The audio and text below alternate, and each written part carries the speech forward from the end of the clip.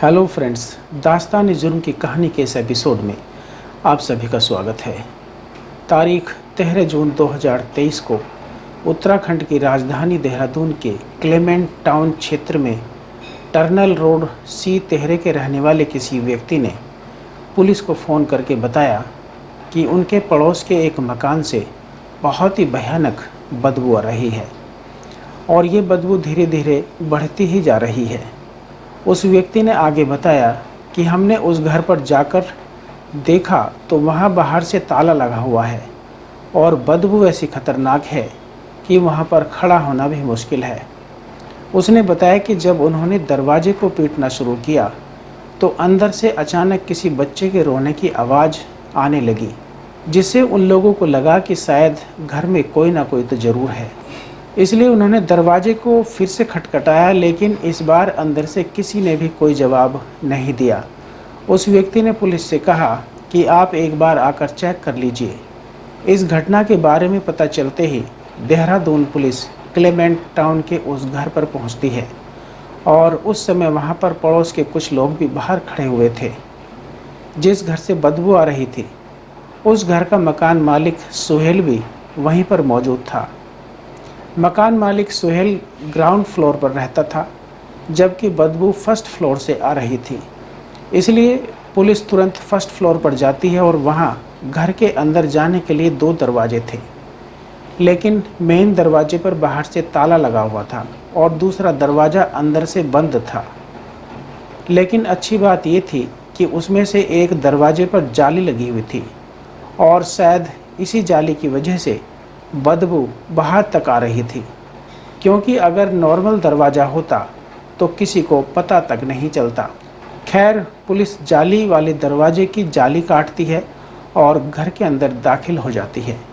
साथ ही कुछ पड़ोसी भी अंदर चले जाते हैं, लेकिन घर के अंदर बेडरूम का मंजर इतना भयानक था कि जिसे देखकर पुलिस भी सहम गई थी और वहाँ पर मौजूद पड़ोसियों की भी हालत ख़राब हो गई थी, क्योंकि वहाँ कमरे के अंदर फर्श पर 2 लाशें खून में लथपथ पड़ी हुई थी और देखने से लग रहा था कि उनमें से एक शव किसी पुरुष का और दूसरा किसी महिला का है। उन शवों की हालत बहुत ख़राब हो चुकी थी। ऐसा लगता था कि जैसे वो शव पिछले कई दिनों से वहाँ पर पड़े हुए थे। उनके नाक और गले से काफ़ी खून निकला हुआ था, जो पूरे फर्श पर फैला हुआ था और सूखकर पूरी तरह से काला पड़ चुका था। उन लाशों पर कीड़े भी रेंग रहे थे, लेकिन तभी अचानक उनकी नज़र एक ऐसी चीज़ पर पड़ी जिसे देखकर वहाँ पर सभी लोग हैरान रह गए थे, क्योंकि वहाँ पर उन दोनों लाशों के पास एक नवजात बच्चा भी पड़ा हुआ था। जब पुलिस ने उस बच्चे को चेक किया तो पता चला कि वो अभी जिंदा है और उसको देखने से लगा कि शायद बच्चे को पैदा हुए ज़्यादा समय नहीं हुआ था। ज़्यादा से ज़्यादा उस बच्चे की उम्र 1 हफ्ता रही होगी और कहीं ना कहीं ये बच्चा उन्हीं मरने वालों का ही था। और इसका मतलब था कि जब से उनकी मृत्यु हुई है तब से ये बच्चा भूखा प्यासा उस बदबू के बीच पड़ा हुआ था, जिसकी वजह से उसका शरीर भी पूरी तरह से पीला पड़ चुका था और उसके ऊपर भी कीड़े रेंग रहे थे। इसके बाद पुलिस ने बिना देरी किए तुरंत बच्चे को हॉस्पिटल भिजवाया। वहाँ पर डॉक्टर ने उसका ट्रीटमेंट शुरू कर दिया था। इसके बाद फॉरेंसिक टीम को भी घटनास्थल पर बुलाया जाता है। फॉरेंसिक टीम घटनास्थल पर पहुंचकर सबूत जुटाने की कोशिश में लग जाती है। मकान मालिक से पूछताछ करने के बाद पता चला कि ऊपर का कमरा उन्होंने अनम और काशिफ नाम के कपल को किराए पर दिया हुआ था। जब किसी व्यक्ति ने पुलिस को कॉल करके इस घटना की सूचना दी थी, इत्तेफाक से उसी समय एक महिला भी कुछ लोगों के साथ क्लेमेंट टाउन पुलिस स्टेशन पहुंचती है और वो अपने पति की गुमशुदगी की रिपोर्ट दर्ज कराती है। उसने बताया कि उसके पति 10 जून से फ़ोन नहीं उठा रहे हैं, जबकि वो लगातार उनको फ़ोन कर रही थी और फिर 12 जून 2023 से उनका फ़ोन स्विच ऑफ हो गया था और 13 जून 2023 को चिंतित होकर उस महिला को पुलिस स्टेशन आना पड़ा। उस महिला ने बताया कि वैसे तो उनका घर मूल रूप से उत्तर प्रदेश में सहारनपुर जिले के चहल थाना क्षेत्र में था, लेकिन कई दिनों से पति से बात न होने के कारण वो महिला गुमशुदगी की रिपोर्ट लिखाने के लिए सहारनपुर से देहरादून आई थी। क्योंकि उसका पति देहरादून में ही काम करता था और वहीं पर रहा करता था। इधर काशिफ और अनम की बात करें तो उनके घर में किसी तीसरे इंसान के आने की आशंका नहीं लग रही थी, क्योंकि घर में सारा सामान अपनी जगह पर ठीक ठाक रखा हुआ था। घर से कुछ भी गायब नहीं हुआ था। एक दरवाजे पर बाहर से ताला लगा हुआ था और दूसरे दरवाजे को अंदर से कुंडी लगी हुई थी, जिससे लग रहा था कि शायद उन्होंने एक दरवाजे को परमानेंटली बाहर से बंद किया हुआ होगा और दूसरे दरवाजे से आते जाते होंगे। लेकिन अब सवाल ये था कि वे लोग बाहर से ताला क्यों लगाएंगे, जबकि उन्हें तो ताला अंदर से ही लगाना चाहिए था। पहले तो पुलिस को लगा कि इस कपल ने खुदकुशी की है, लेकिन फिर पुलिस को लगा कि कोई भी इंसान खुद को इतनी तकलीफ़ देकर क्यों मारेगा, क्योंकि आम तौर पर देखा गया है कि अगर कोई भी खुदकुशी करता है तो वो अक्सर फंदे से लटक कर ही करता है। ये चीज़ पुलिस को सोचने पर मजबूर कर रही थी। और सबसे बड़ी बात ये थी कि वहाँ पर 1 हफ्ते का बच्चा भी जिंदा पड़ा हुआ मिला था। अगर उन्होंने खुदकुशी की थी तो फिर उन्होंने बच्चे को तड़पने के लिए क्यों छोड़ दिया था, और अगर ये कत्ल हुआ था तो फिर ज़रूर कोई ना कोई यहाँ पर आया था। लेकिन जब हत्या हुई थी तो जाहिर सी बात है उस समय मरने वालों ने विरोध भी किया होगा, चीखा चिल्लाया भी होगा। तो फिर किसी पड़ोसी ने उनकी आवाज़, उनके चिल्लाने की आवाज़ क्यों नहीं सुनी, और ना किसी ने वहाँ पर किसी को आते जाते देखा। पुलिस के मन में ऐसे बहुत सारे सवाल उठ रहे थे। इसके बाद पुलिस ने उन शवों को पोस्टमार्टम के लिए हॉस्पिटल भिजवा दिया, क्योंकि आगे की जांच के लिए सबसे पहले ये जानना ज़रूरी था कि उनकी मौत आखिर हुई कैसे थी। मकान मालिक से बात करने पर पता चला कि काशिफ और अनम इस घटना से 4 महीने पहले ही यहाँ शिफ्ट हुए थे। उस दौरान अनम प्रेग्नेंट थी। उसके बाद वो दोनों 8 जून 2023 को किसी प्राइवेट हॉस्पिटल में गए थे, जहाँ पर अनम ने एक बच्चे को जन्म दिया था, और फिर 10 जून को वो लोग घर वापस आ गए। मकान मालिक ने बताया कि उसके बाद से ये लोग घर से बाहर नहीं निकले थे। पुलिस हत्या और खुदकुशी में कंफ्यूज हो रही थी, और पोस्टमार्टम रिपोर्ट से भी कुछ खास पता नहीं चल पाया था, क्योंकि लाशें बुरी तरह से सड़ चुकी थी, उनकी हालत बहुत ख़राब हो चुकी थी, जिसकी वजह से मौत का सही कारण पता लगाना बहुत मुश्किल था। इसके बाद पुलिस वालों ने मरने वालों के घर वालों का पता लगाकर उनसे पूछताछ करनी शुरू की, क्योंकि मरने वालों के बारे में अब उनसे ही कुछ पता चल सकता था। पूछताछ करने पर पता चला कि काशिफ का घर सहारनपुर में ही था। साथ ही ये भी पता चला कि सहारनपुर में भी काशिफ की एक और पत्नी है, यानी उसकी पहले से एक शादी हो चुकी थी और अनम उसकी दूसरी पत्नी थी। उसकी पहली पत्नी का नाम नुसरत था। नुसरत और काशिफ का एक बेटा भी था। अब ये सारी बातें पता चलते ही पुलिस के निशाने पर काशिफ की पहली पत्नी नुसरत आ जाती है, क्योंकि शायद वो अपने पति की दूसरी शादी से खुश ना हो, इसलिए उसने उसकी हत्या करवा दी हो, क्योंकि कई केसेस में ऐसा हुआ भी है, और हो सकता है वैसा ही कुछ इस केस में भी हुआ हो। धीरे धीरे सुराग मिलते रहे, और फिर घटना के 2 दिन बाद जब नुसरत के बारे में पता चला तो पुलिस की एक टीम देहरादून से सहारनपुर के लिए रवाना हो गई। नुसरत अपने ससुराल यानी काशिफ के घर पर ही थी। पुलिस ने वहां जाकर नुसरत से पूछताछ की। नुसरत ने बताया कि उसका अपने पति से दूसरी शादी को लेकर कोई विवाद नहीं था, यानी दूसरी शादी के बाद भी उनके बीच अच्छे संबंध थे। नुसरत ने बताया कि उनकी हर रोज़ फ़ोन पर बात हुआ करती थी, लेकिन अचानक से 10 जून के बाद काशिफ ने फ़ोन उठाना बंद कर दिया, और फिर 12 जून को उसका फ़ोन स्विच ऑफ हो गया, जिसकी वजह से नुसरत 13 जून को खुद अपने पति की गुमशुदगी को लेकर देहरादून पहुंची थी, जहां जाकर उसने क्लेमेंट टाउन थाने में कंप्लेंट भी दर्ज करवाई थी। पुलिस ने कंफर्मेशन के लिए थाने में चेक करवाया तो पता चला कि सच में नुसरत ने कंप्लेंट दर्ज कराई थी।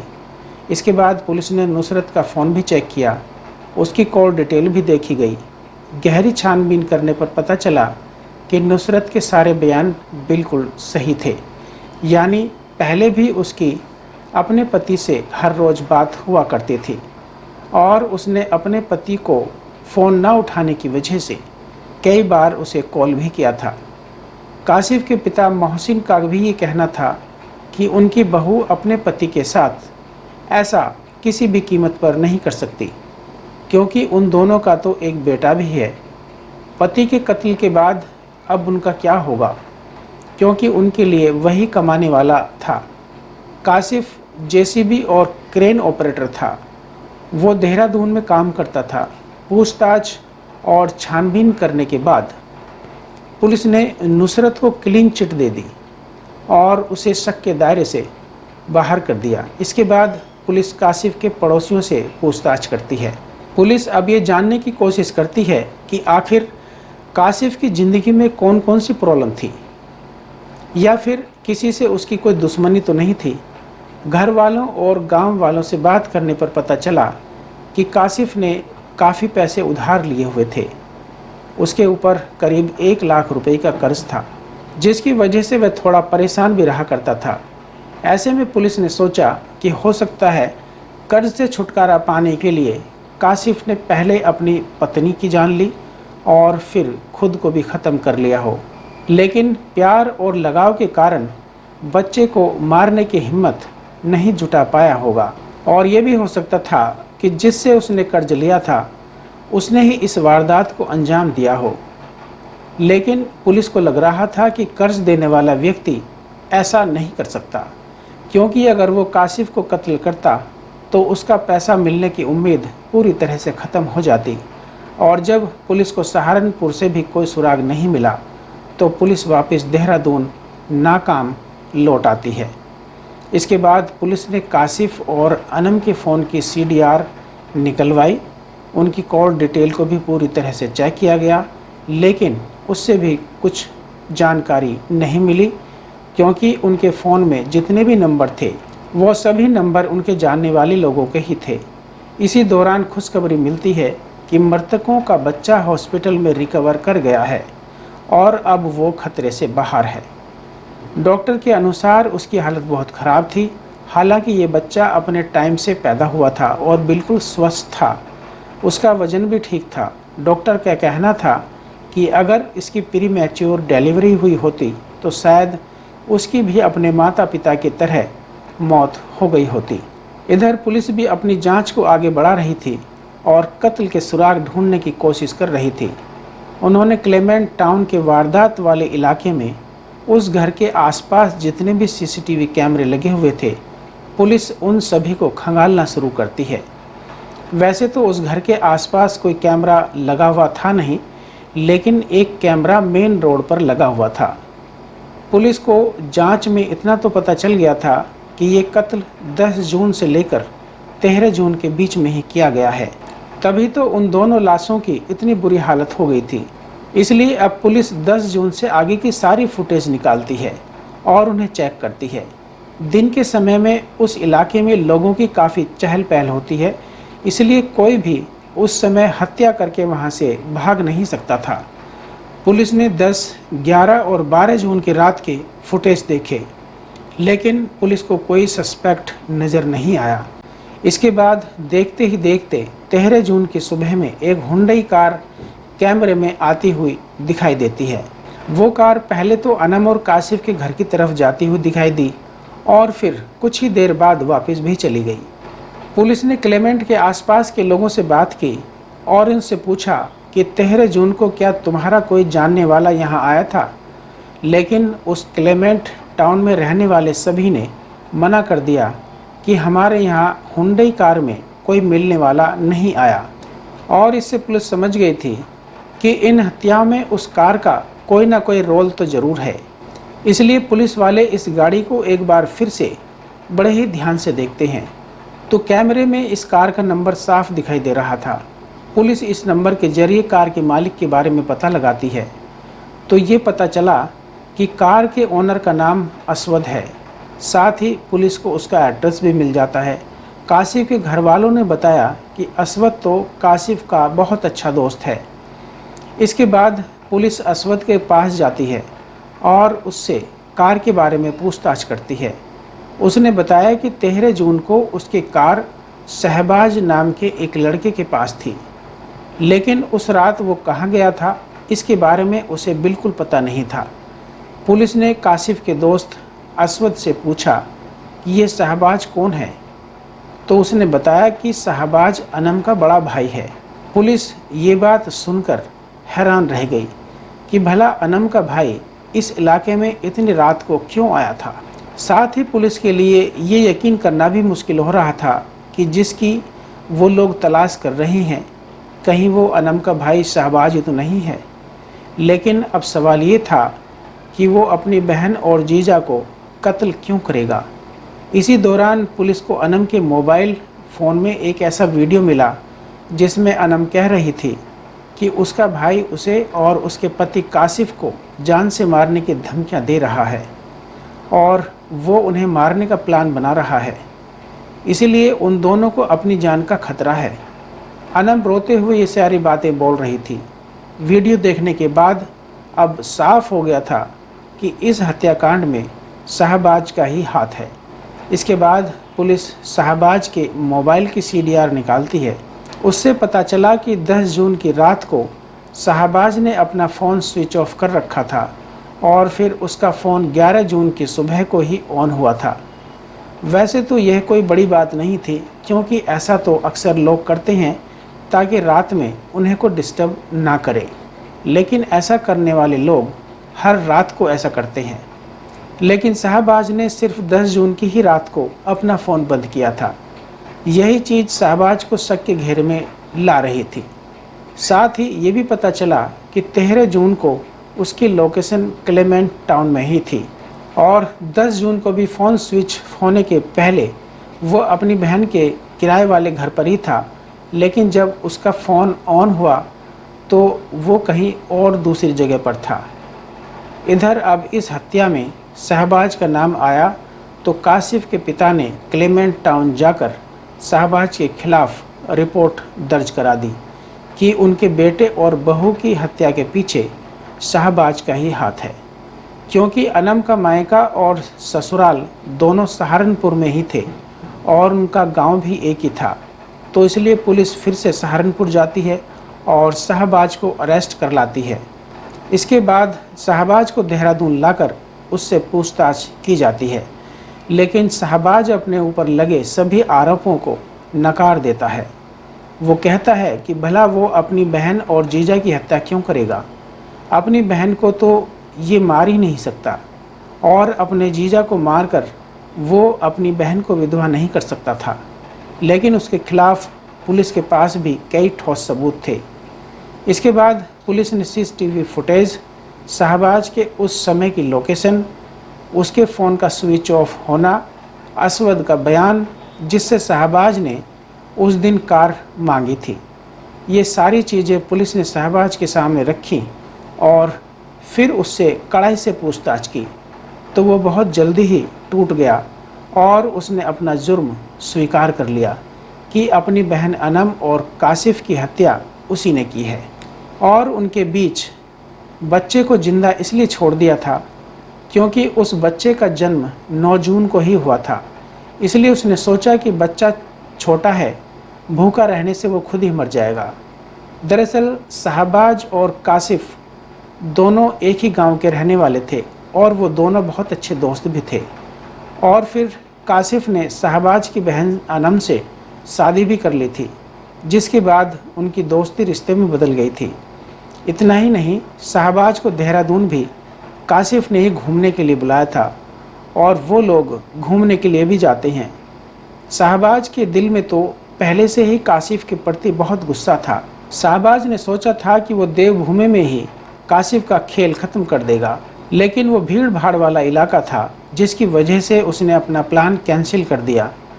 घूमने फिरने के बाद वो दोनों वापस क्लेमेंट टाउन में अपने घर चले जाते हैं और इसके बाद 10 जून तक शहबाज अपने जीजा काशिफ और अपनी बहन अनम के साथ उनके किराए के घर में ही रहता है। 10 जून की रात को जब सभी लोग डिनर करके अपने अपने रूम में सोने के लिए चले गए तो देर रात को शहबाज उठता है। वो किचन में जाता है और वहाँ से चाकू लेकर आता है। क्योंकि 9 जून को अनम ने एक बच्चे को जन्म दिया था, इसलिए दोनों पति पत्नी उस दिन हॉस्पिटल में थे तो काफ़ी थके हुए थे, जिसकी वजह से 10 जून की रात को वो लोग गहरी नींद में सो गए। शहबाज चाकू लेकर अपनी बहन के बेडरूम में गया और वहाँ सो रहे उसके पति काशिफ का गला चाकू से रेत दिया। काशिफ उसका विरोध करने की कोशिश करता है, वो चीखने की भी कोशिश करता है, लेकिन शहबाज ने उसके शरीर पर ताबड़तोड़ चाकू से हमला कर दिया, जिससे काशिफ की मौके पर ही मौत हो गई। इसी बीच उसकी बहन अनम की भी नींद खुल गई। उसने अपनी आंखों के सामने अपने भाई के हाथों अपने पति को मरते हुए देखा तो वो अपने भाई को रोकने की कोशिश करती है, लेकिन तब तक बहुत देर हो चुकी थी। शहबाज यहाँ पर भी नहीं रुका। काशिफ को मौत के घाट उतारने के बाद शहबाज ने अपनी बहन को भी आसानी से काबू कर लिया। क्योंकि एक दिन पहले अनम लेबर पेन में थी, इसलिए वो बहुत कमज़ोर हो गई थी, जिसकी वजह से शहबाज ने उसको आसानी से दबोच लिया और फिर उसने गला दबाकर अनम को भी ख़त्म कर दिया। इसी दौरान वो दोनों पति पत्नी बेड के नीचे फर्श पर पड़े हुए थे। उन दोनों को ख़त्म करने के बाद शहबाज ने खुद को अच्छी तरह से साफ़ किया। इसके बाद शहबाज एक दरवाजे की अंदर से कुंडी लगाता है और दूसरे दरवाजे को बाहर से ताला लगाकर चुपचाप वहाँ से निकल जाता है। लेकिन घटना वाली रात शहबाज किसी भी कैमरे में जाते हुए नहीं दिखा और फिर कई दिन बाद यानी 13 जून की सुबह को वो अपने दोस्त असवद की कार लेकर दोबारा अपनी बहन के घर आया और ठीक उसी समय वो कार कैमरे में कैद हो गई थी। खैर, शहबाज अपनी बहन के घर आता है और ताला खोलकर घर के अंदर चला जाता है, लेकिन जैसे ही वो घर के अंदर जाता है तो वहाँ का दृश्य देखकर उसके होश उड़ जाते हैं, उसके होश खराब हो जाते हैं। क्योंकि उस पूरे बेडरूम में खून ही खून फैला हुआ था जो पूरी तरह से सूख चुका था। साथ ही उन लोगों से बहुत ही बुरी और गंदी बदबू आ रही थी। शहबाज ने सोचा था कि उन दोनों शवों को गाड़ी में ले जाएगा और उन्हें किसी दूसरी जगह ठिकाने लगा देगा, लेकिन बदबू इतनी भयानक थी कि वो उनके पास भी नहीं जा पाया। सबसे दुखद बात ये थी कि वो मासूम बच्चा भी उस कमरे में बेड पर यूं ही पड़ा हुआ था। इसके बाद शहबाज ने उन लाशों को ठिकाने लगाने का प्लान कैंसिल कर दिया और ताला लगाकर कार से वापस अपने घर चला गया।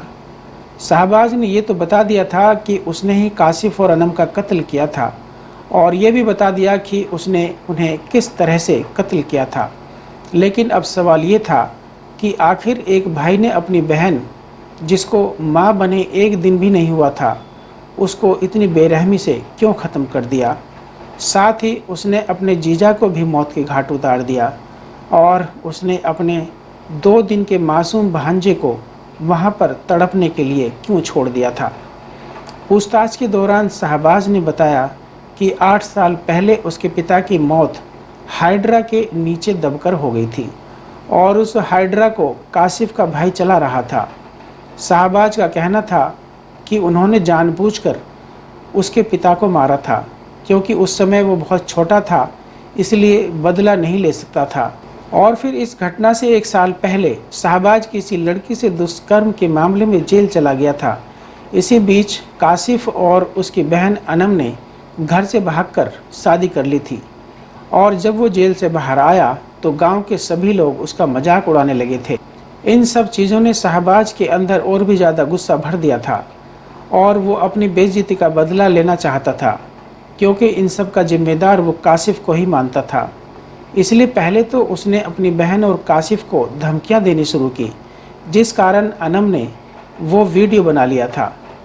फिर उसने बदला लेने के लिए काशिफ से नज़दीकियां बढ़ानी शुरू कर दी थी और फिर 10 जून को काशिफ ने ही उसे उत्तरकाशी चलने के लिए बुलाया था।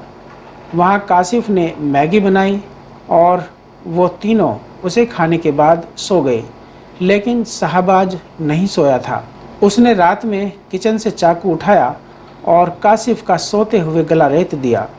अनम की आंखें खुली तो उसने शोर मचाने का प्रयास किया, लेकिन शाहबाज ने गला दबाकर उसे भी मौत के घाट उतार दिया।